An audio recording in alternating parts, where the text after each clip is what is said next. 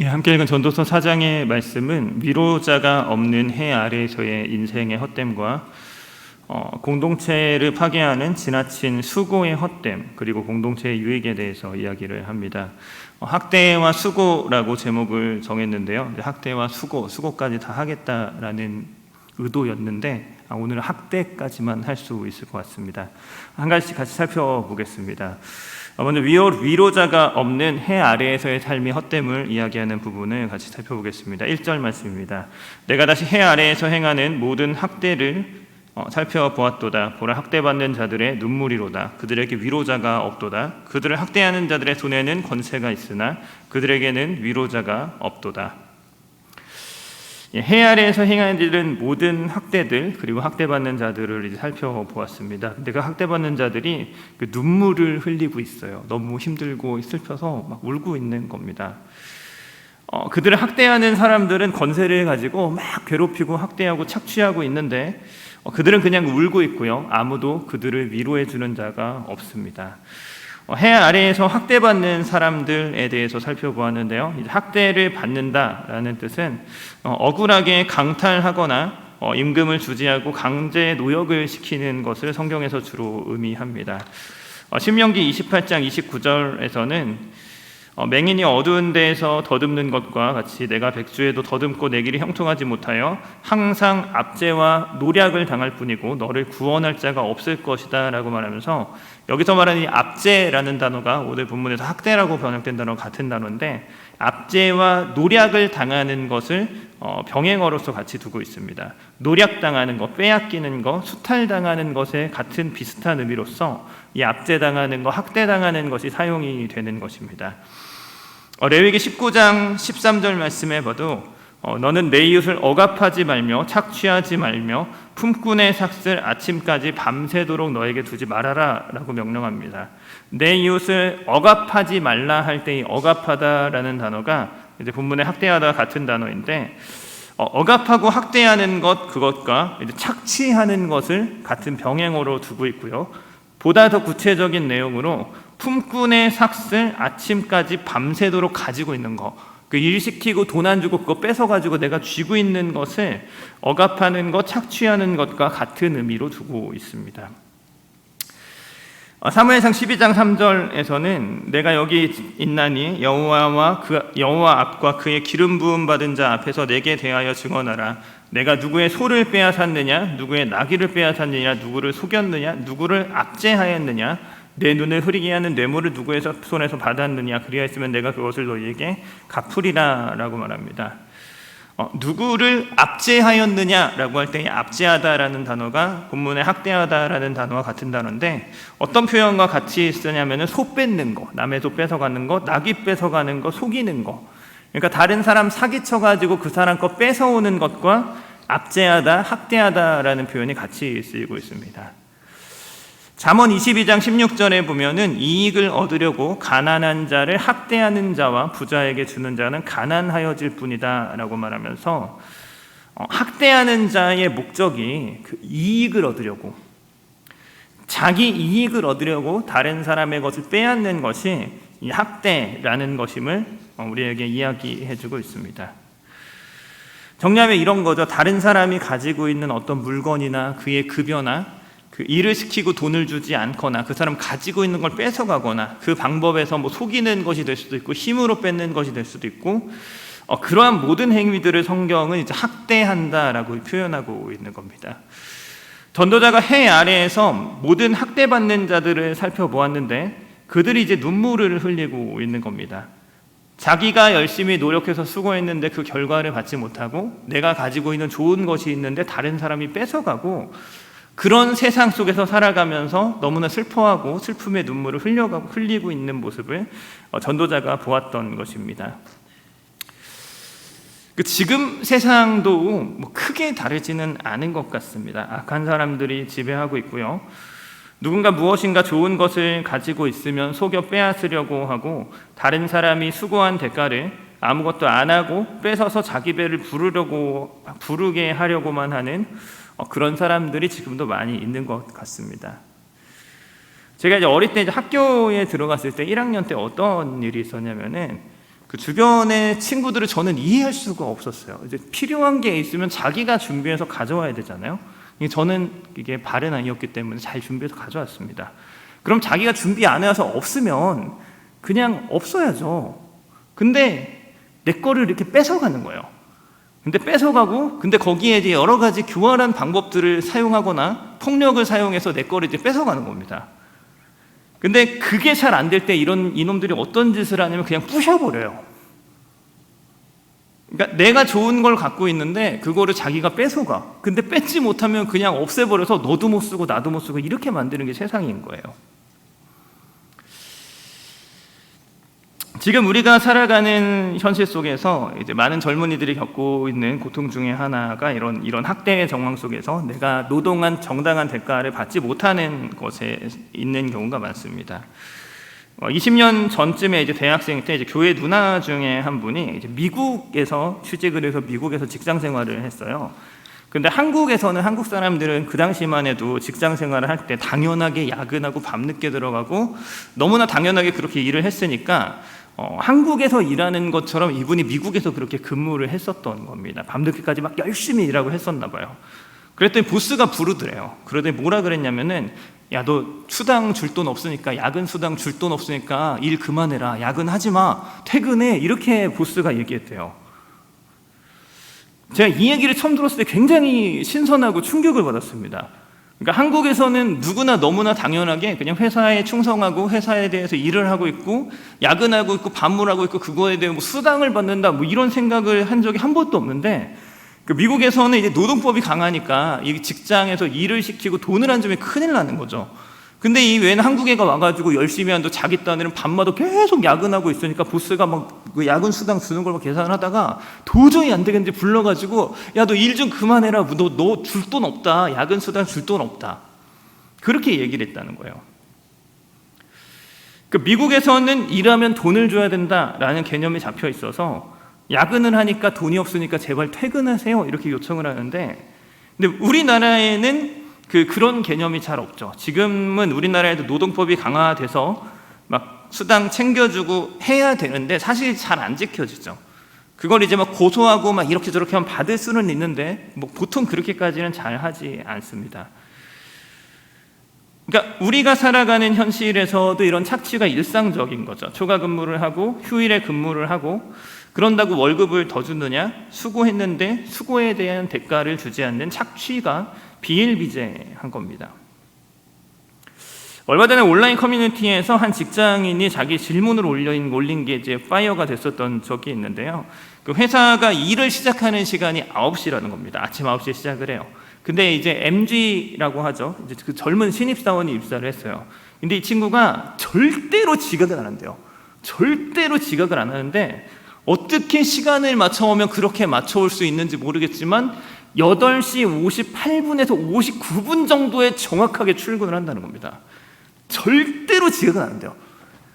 그래서 얘가 지각은 안 하니까 뭐 지각은 안 하니까 늦게 오는 건 아니잖아요. 그러니까 뭐라고 하기는 뭐하고, 근데 자기 개념에서는 잘 이해가 안 돼가지고 누구누구야 좀 그래도 한 10분 전에 와서 8시 50분까지는 와서 미리 앉아있고 업무 준비를 좀 해라 이렇게 지시를 했는데 이 친구가 도저히 이해를 못 하더라는 거예요. 내가 왜 그래야 되는데요? 근무 시간이 9시인데요? 내가 언제 지각한 적이 있나요? 없거든요. 근데 좀 일찍 와서 네가 앉아서 준비를 좀 해라고 요청하는 것에 대해서 이 친구가 이해를 못하는 거예요. 그래서 질문을 올린 분이 내가 이렇게 얘기를 했는데 이게 내가 꼰대냐, 그 글이 이제 파이어가 돼가지고 뜨거운 토론이 이어진 적이 있습니다. 그에 대한 요즘 사람들의 결론은 꼰대다예요. 그건 꼰대가 맞습니다. 당신이 꼰대입니다. 생각을 바꾸십시오. 10분 더 일찍 오라고 했으면 8시 50분부터 네가 근무 시간으로 정한 거고, 그러면 그거에 대한 돈을 더 줘야 된다. 퇴근을 빨리 시키거나 그렇게 하지 않으면서 오라고 말씀하신 당신은 꼰대가 맞습니다. 이게 요즘 사람들의 결론입니다. 적어도 이제 요즘 젊은 사람들은 그 학대에 대한 저항 의식, 그것을 이제 그냥 정당하게 그냥 막 당하지를 않는다라는 생각을 좀 가지고 있는 거죠. 한국에서 그 일하는 외국인 노동자가 한 달에 900만 원이 넘는 급여를 수령하는 급여 명세서를 올려서 그게 이제 화제가 됐던 적이 있습니다. 그래서 궁금해서 봤어요. 아니 뭘 어떻게 일하면 외국인이 한국에서 일하는데 월급을 900만 원을 받아요? 그래서 명세서를 봤더니 거의 뭐 초과 근무, 휴일 근무, 특근, 야간 근무 수당 이런 걸 다 합쳐가지고 아무것도 안 하고 한 달 내내 그냥 일만 하니까 그 정도의 급여를 외국인이 받더라고요. 근데 그 근무 시간 적용해 놓은 거를 뭔가 이게 그 시간이 나랑 비슷해 보여서 그 계산을 한번 해본 적이 있어요. 그 어플 중에서 요즘에 자기 노동 시간을 입력을 하면은 근로기준법에 따라서 급여를 계산해 주는 어플이 있습니다. 우리나라 노동법에 따르면 이제 기본급은 이제 8시간까지고 그것을 넘어가면 초과 근무 수당 50%가 가산이 됩니다. 근데 초과 근무인데 그 심야 시간에 22시부터 06시 사이에 근무를 하게 되면 거기로 또 추가로 50%가 가산이 됩니다. 그런데 근무하는 날이 휴일이다. 그럼 쉬는 날 근무하면 특근 수당 50%가 또 가산이 됩니다. 그런 식으로 그 휴일, 야간, 초과 이런 수당들이 가산이 되기 시작하면은 그 근로기준 법대로 임금을 계산하게 되면은 임금이 굉장히 생각보다 많이 올라갑니다.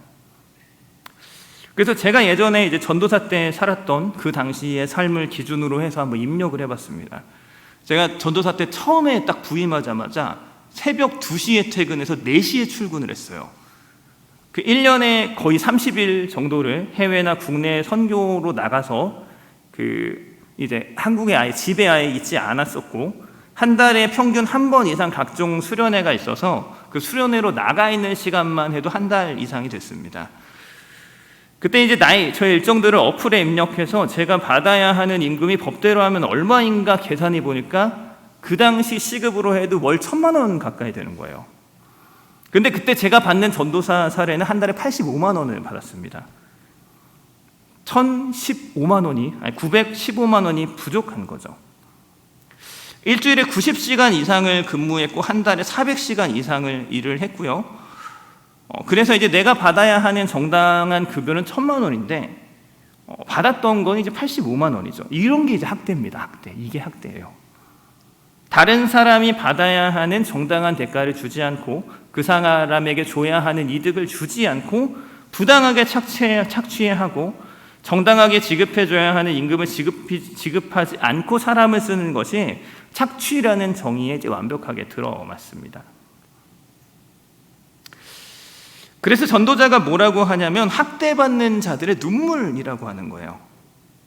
다 뺏어가고 나는 아무것도 남는 것이 없고 계속 고생만 하고 있고 대가를 받지 못하니까 억울하고 분통해서 이제 눈물이 흐르는 거죠.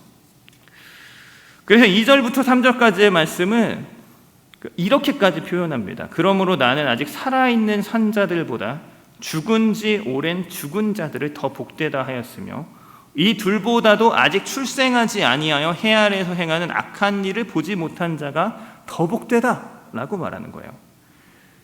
약간 이렇게 사느니 죽는 게 낫다.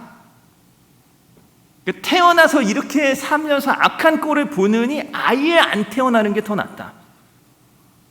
이 세상의 비참함을 보며 전도자가 이렇게 한탄하는 겁니다. 근데 아직 살아있는 산자들보다 죽은 지 오래된 죽은 자들이 더 낫다. 아직 태어나지 않은 사람이 더 낫다. 이게 어디서 많이 듣던 말 같지 않습니까? 유명한 현대 철학자들이 하는 말과 비슷합니다. 가장 좋은 것은 아예 태어나지 않는 것이고 이미 태어났으면 가능한 한 빨리 죽는 것이 좋다. 이게 니체가 그 그리스 신화의 실레노스의 지혜라는 책에 나오는 말인데 니체가 이 책을 여러 번 인용하죠. 그래서 여기다 이름을 붙입니다. 실레노스적인 지혜다라고 이름까지 붙여요. 고대 그리스 신화인 실레노스의 지혜라는 말에서 이 말이 처음 등장하고요. 소포크라테스의 유명한 소설인 오이디푸스 왕에서 이 말이 인용되고 니체를 비롯한 많은 현대 철학자들이 인간이 사는 세상을 관찰하면서 이렇게 동일한 이야기를 인용하는 겁니다. 가장 좋은 것은 안 태어나는 거고 그리고 태어났으면 두 번째로 좋은 건 빨리 죽는 거야 라고 많은 사람들이 해 아래의 현실을 관찰하면서 그런 결론을 내립니다. 오늘 전도서 4장 2절에서 3절에 하는 말과 똑같은 이야기들을 현대 철학자들의 인생을 관찰하면서 똑같은 이야기를 하는 겁니다. 고대부터 여러 철학자들이 고찰한 이 세상은 그냥 안 태어나는 게 낫다, 태어났으면 빨리 죽는 게 최고다라는 이 고찰 자체는 해 아래에서의 삶 그 자체만 놓고 본다면 맞는 말입니다. 해 아래에서 우리가 살아가는 이 삶을 해 아래 삶만 놓고 본다면 너무나 악하고 부당해서 그냥 안 사는 게 나아요. 근데 성경이 말하는 전도서 4장 2절부터 3절까지의 말씀과 고대 철학자, 현대 철학자들이 말하는 그 말 사이에는 중요한 차이점이 있죠. 1절 말씀을 다시 봅시다. 내가 다시 해 아래에서 행하는 모든 학대를 살펴보았노라. 보라, 학대받는 자들의 눈물이로다. 그들에게 위로자가 없도다. 해 아래에서 학대받는 사람들이 있습니다. 근데 그게 왜 그들에게 고통이고 허망이고 헛된 것일 수밖에 없느냐? 그들에게 위로자가 없기 때문에 그래요.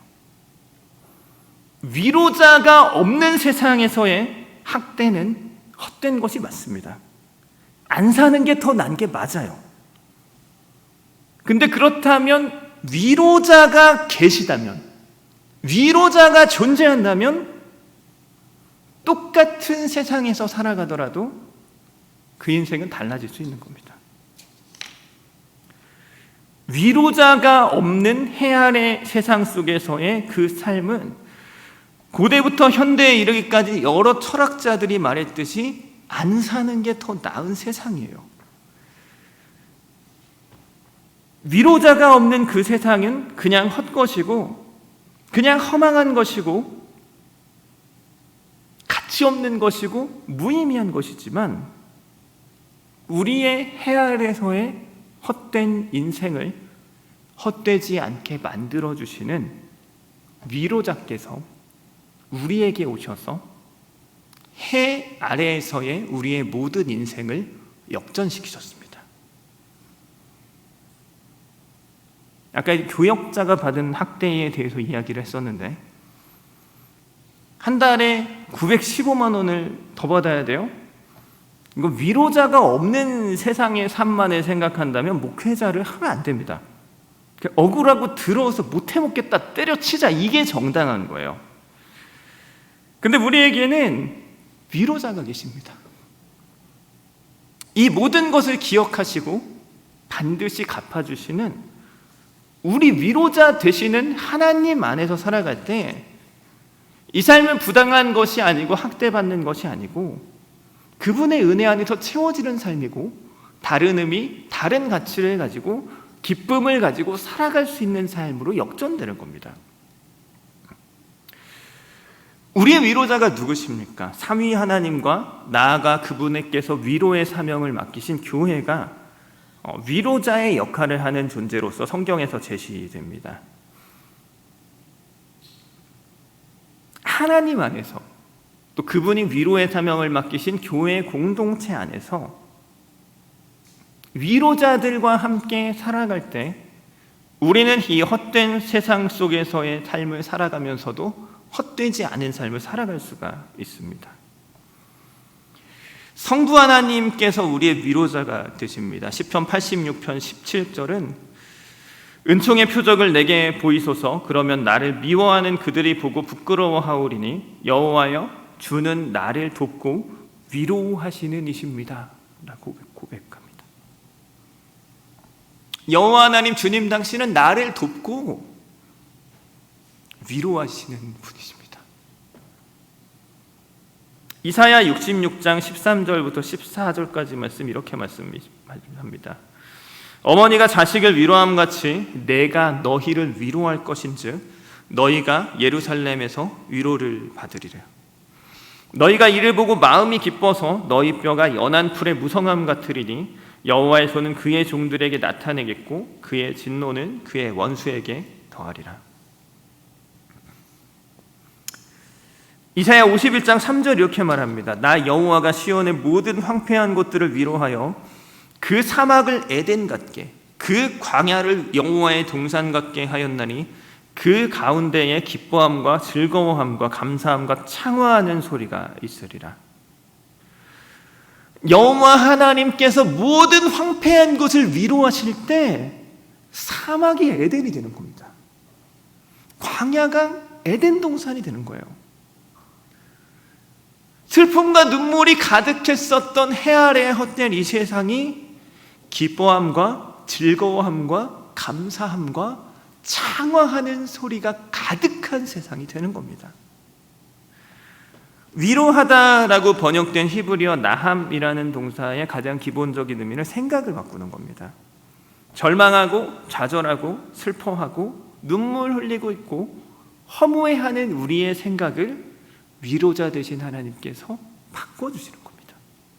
헛되지 않고 기쁨이 있고 의미 있고 가치 있게 바꾸어 주시는 우리 위로자가 바로 우리 하나님이십니다.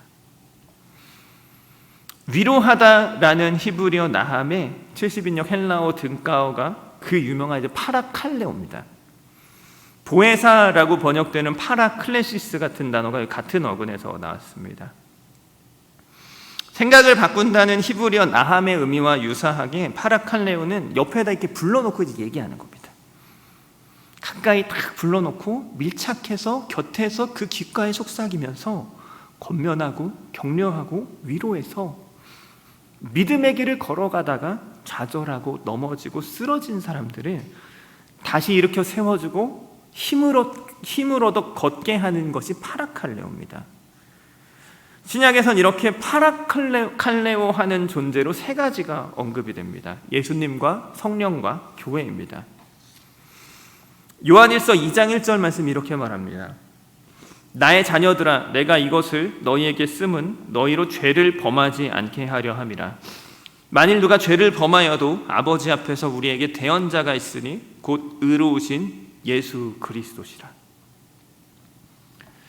요한일서 2장 1절에서 대언자라고 번역을 했는데요, 이 대언자가 바로 파라클레토스, 보혜사라고 번역되기도 하고요, 위로자라고 번역되기도 하는 바로 그 단어입니다.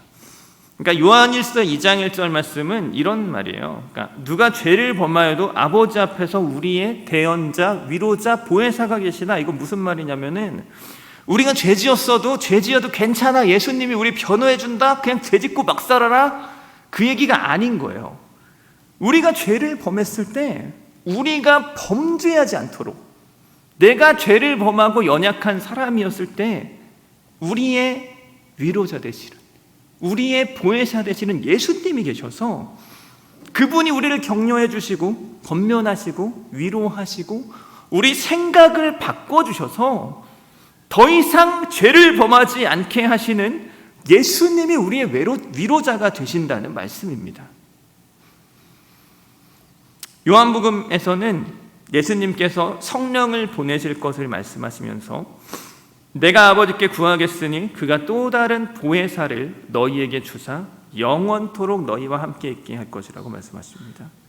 우리의 보혜사 성령, 우리의 위로자, 영원토록 너희와 함께 있을 거라는 거예요. 위로자가 없는 세상 속에서 학대를 당하며 눈물을 흘리고 있는 헛된 세상 속에서 살아가는 그 사람들과는 다르게 영원한 위로자 되시는 성령께서 우리와 언제든지 함께 하시면서 학대가 가득한 그 세상 속에서도 우리는 다른 삶을 살아가게 하시는 것입니다. 요한복음 14장 26절 말씀에 의하면 보혜사 곧 아버지께서 내 이름으로 보내실 성령 그가 너희에게 모든 것을 가르치시고 내가 너희에게 말한 모든 것을 생각나게 할 것이라고 말씀하십니다. 성령께서 우리 가운데서 무슨 일을 하시냐? 우리 가르쳐 준다는 거예요. 예수님 말씀 생각나게 해준다고요. 예수님 우리에게 가르쳐 주신 대로, 말씀해 주신 대로 우리가 세상을 이기고 살아갈 수 있도록 우리 위로자 되신 성령께서 우리 안에 계시면서 우리를 격려하고 권면하고 위로하며 우리를 이끌어 가시는 겁니다. 그래서 성령이 임하신 사도행전 9장 31절 말씀에 보면 그리하여 온 유대와 갈릴리와 사마리아 교회가 평안하여 든든히 서가고 주를 경외함과 성령의 위로로 진행하여 수가 더 많아졌다 라고 말합니다. 초대교회가 어떻게 섰습니까? 성령의 위로로. 성령이 위로자가 되셨으니까 헛된 세상 속에서도 세상을 거스르는 힘이 있는 겁니다. 평안하고 든든히 서가는 겁니다. 죄를 떠나고 주님 경외함으로 교회가 거룩하게 일어서는 겁니다. 우리의 보혜사 되시는, 우리의 위로자 되시는 성령께서 우리 안에 계실 때 우리 가운데 동일한 역사가 나타나는 겁니다. 성령께서는 우리 안에 내주하시면서 우리를 권면하시는 사역을 하시지만 동시에 주님께서는 성령에 충만한 사도들과 그의 몸된 교회에 그 위로의 사역을 맡기셨습니다. 근데 권사라는 직분이 있죠. 권사라는 직분 참 제가 너무나 좋아하는 직분입니다. 그 권위한다라는 말이 옛날 성경에서는 많이 나왔었는데 권하고 위로하다라는 한자의 합성어인데 권사라는 직분이 바로 이 권위하는 직분입니다. 연약한 사람들을 격려하고 위로하고 권면해서 믿음의 길을 걸어갈 수 있도록 돕는 사람들, 성령께서 우리에게 하시는 그 역할들을 사람으로서 감당하는 직분이 권사라는 직분이죠. 주변에 연약한 사람들, 쓰러진 사람들, 그들 찾아가서 야, 이 자식 똑바로 해라 막 비판하고 막 판단하고 정죄하는 게 아니고 막 격려해 주는 거예요. 괜찮다고, 힘내라고, 말씀 앞에서 쓰러진 자들 다시 한 번 더 일어설 수 있도록 권위하는 사역을 이제 맡은 겁니다. 성경에 보면은 무엇을 권한다, 이렇게 하기를 권한다, 권하노니 이런 표현 굉장히 많이 나오는데요. 그게 거기에 이제 파라칼레오라는 동사가 사용이 됩니다. 대표적인 것이 이제 로마서 12장 1절이죠. 그러므로 형제들아, 내가 하나님의 모든 자비하심으로 너희를 권하노니 너희 몸을 하나님이 기뻐하시는 거룩한 산제물로 드리라. 이는 너희가 드릴 영적 예배니라. 우리 몸을 하나님이 기뻐하시는 거룩한 산제물로 드리고 살아야 되는데 그렇게 살아가지 못하고 있는 로마 교회 성도들에게 하나님께서는 당신이 세우신 사도 바울을 통해서 권면하고 위로하며 주의 말씀대로 살아가도록 이끌어 가시는 겁니다.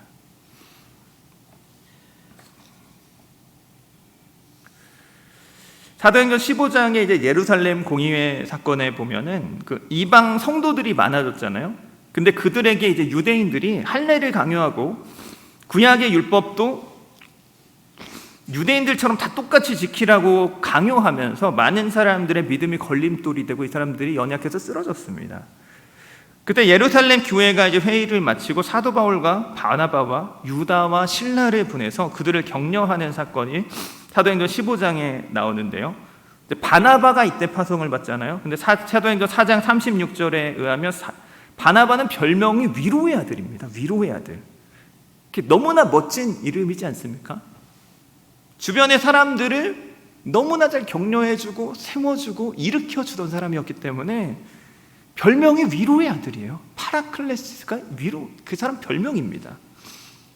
우리가 다 이런 사람이 됐으면 좋겠습니다. 믿음이 연약한 사람들이 있으면 그들이 비판하고 정죄하고 욕하는 사람이 아니라 세워주는 사람, 다시 일어설 수 있도록 도와주는 사람, 권위하는 사람, 위로의 아들들, 위로의 딸들, 그런 사람들이 교회 안에 가득할 때 우리가 다 같이 믿음 안에서 자라날 수 있는 거죠.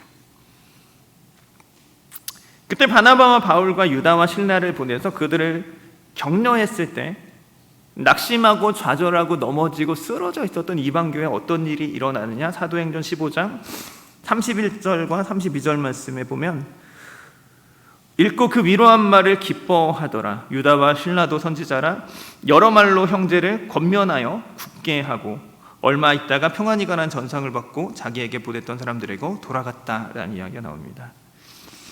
그들의 위로를 통해서 기쁨이 회복된 거예요. 그들의 위로, 권면을 통해서 굳게 되었다. 믿음이 견고해진 거죠. 단단해진 겁니다. 강한 사람들이 된 거예요. 믿음이 흔들리고 쓰러져가는 이방교회 성도들을 격려하고 권면하고 위로하고 세우는 일을 하나님이 보내신 사람들이 이제 감당한 겁니다. 성령께서는 그의 몸된 교회에 이 위로의 사역을 맡기셨고 내 백성을 위로하라라고 말씀하신 주님의 그 말씀처럼 우리는 우리 안에 있는 모든 위로자가 없는 자들을 위로하는 위로자가 되어주셔서 그들의 참된 위로자 되시는 우리 아버지 하나님께로 인도하는 위로자의 역할을 감당해야 되는 사람들입니다. 고린도후서 1장 말씀은 위로장이라고 불리는 말씀입니다. 위로라는 말이 엄청나게 많이 나옵니다. 고린도후서 1장에 3절 말씀에 보면은 하나님을 찬송하리로다 그는 우리 주 예수 그리스도의 하나님이요 자비의 아버지시요 모든 위로의 하나님이시라고 소개를 합니다. 모든 위로의 하나님. 하나님을 자비의 아버지고 모든 위로의 하나님이라고 표현하고 있어요. 하나님이 우리의 자비의 아버지입니다.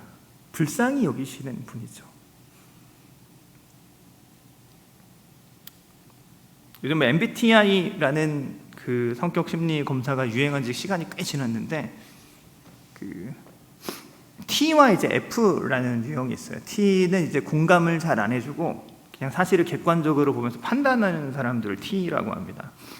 근데 F형의 사람들은 이제 공감을 잘하는 사람들이에요. 근데 제가 이제 아주 강력한 T거든요. 근데 요즘에는 그래서 젊은 사람들이 저 같은 사람을 이렇게 볼 때 이 사람이 굉장히 이제 공감 안 해주고 막 이렇게 판단하는 막 이제 그런 행동을 하잖아요. 그럼 요즘 젊은 사람들은 약간 욕 비슷한 건데 너 T야? 이렇게 물어봐요. 너 T야? 이거는 너는 왜 이렇게 인간이 차갑냐? 약간 이런 뜻이죠.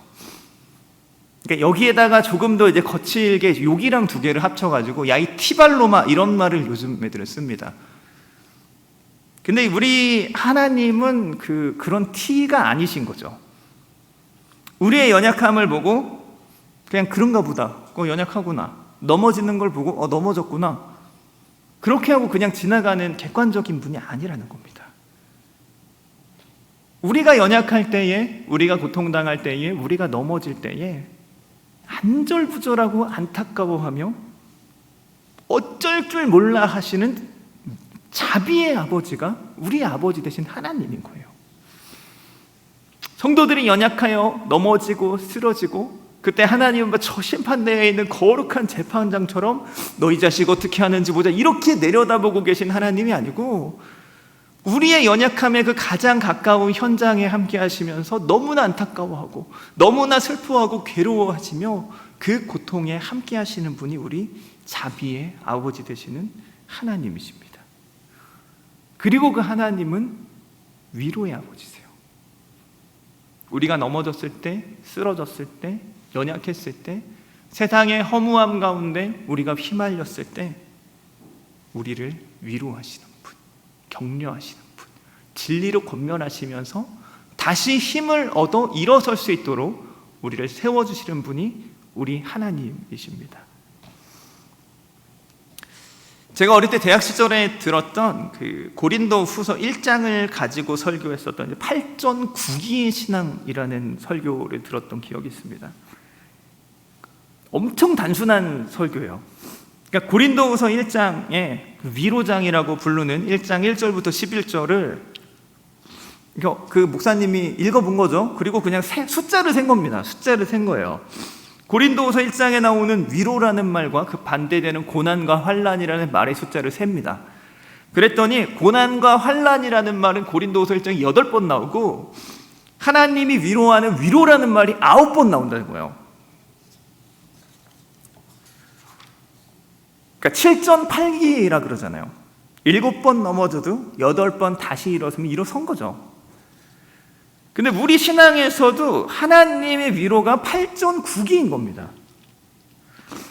고난이 8번 있어요. 너무 많죠. 8번이나 고난이 있어. 그럼 해 아래에서의 위로자가 없는 인생은 살지 말자, 안 사는 게 낫다, 이런 결론에 도달합니다. 근데 위로자가 있는 인생은 8번의 환난이 있다면 9번의 위로가 있어서 일어설 수 있다는 겁니다.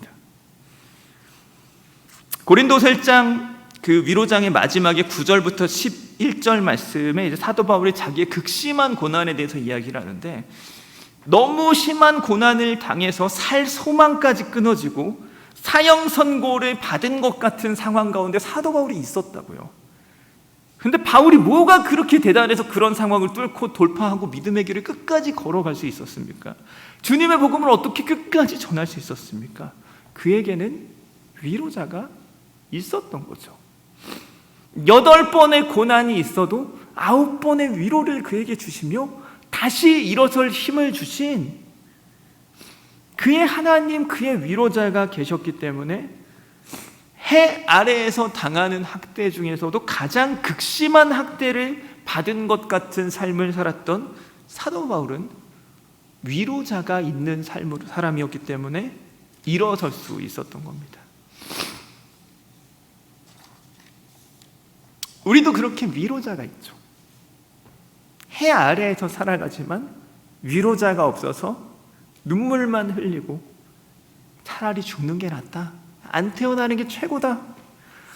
많은 세상의 현학들이, 지혜자들이 이 세상을 바라보며 계산해 봤을 때 해 위의 위로자를 바라볼 수 없는 그들이 계산해 보면 그렇게밖에 답이 나오지 않는 이 세상을 살아가면서 우리를 위로하시는 위로자 안에서 우리는 해 아래의 헛된 세상을 헛되지 않게 살아갈 수 있는 것입니다. 말씀 마치도록 하겠습니다. 해 아래에서 위로자가 없어서 살아있는 것보다 죽는 것이 낫다. 죽는 사람보다 아예 태어나질 않아서 이 약한 세상을 아예 경험해보지 않는 것이 더 낫다라는 허무함에 빠져 살아가는 위로자가 없는 그런 사람들과 달리 그 동일한 헛된 세상 속에 살아가지만, 동일한 학대 가운데서 살아가지만 고난이 있고 환난이 닥치더라도 8번 고난이 닥칠 때 9번 위로하시는 위로자 되시는 하나님 때문에 이 땅에서의 삶이 의미 있고 가치 있고 소망이 있으며 나 자신이 위로를 받고 그 위로로 일어설 뿐만 아니라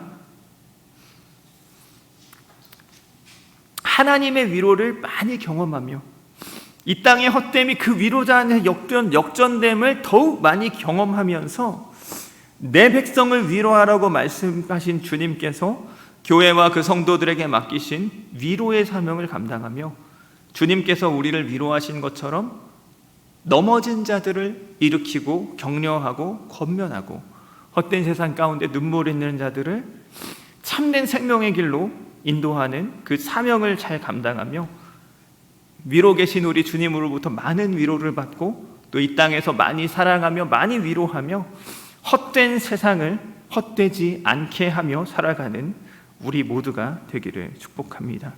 위로자가 없는 세상에서 위로자의 사명을 잘 감당하며 생명을 살리는 우리 모두가 되기를 주님의 이름으로 축복합니다. 같이 기도하겠습니다.